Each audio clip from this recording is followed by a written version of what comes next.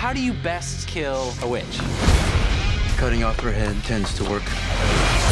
Hey, what's up? This is your girl Marisol from Amor 93.1. As many of you know, this past weekend, Paramount Pictures flew me directly into Hollywood for a special event screening of Hansel and Gretel, Witch Hunters in 3D, where I also got the chance to talk to the actors and the talented directors, so check this out. Hansel and Gretel, Witch Hunters is a dark twist to the original fairy tale, which picks up 15 years after the siblings have made their escape from a cannibalistic witch. After all these years, Hansel and Gretel have become bounty hunters, determined to track and kill witches all over the world. Oscar-nominated Jeremy Renner is Hansel, a strong, handsome man who shares an unbreakable bond with his sister Gretel. What pushed you to say yes to the project?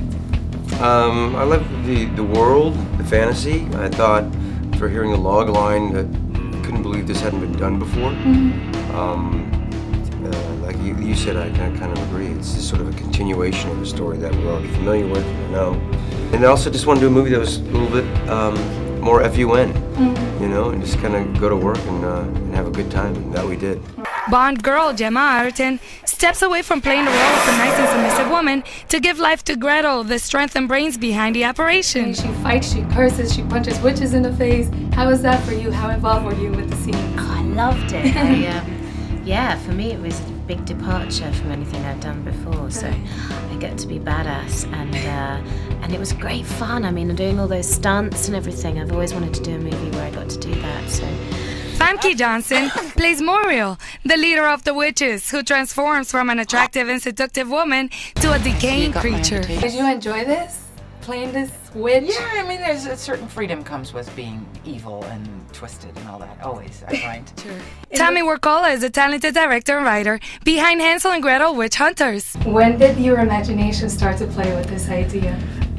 I can't remember exactly when. I had the idea for a long time. I had it in film school. I started film school in Australia 6 or 7 years ago, and we actually had a pitching contest in school. We go up to the teacher, he pretends to be a Hollywood producer, and you have 1 minute to pitch an idea. And I remember pitching Hansel and Gretel. I said, well, basically it's a fairy tale, and you meet Hansel and Gretel 15 years after the gingerbread house, and they're grown up to be bounty hunters for witches.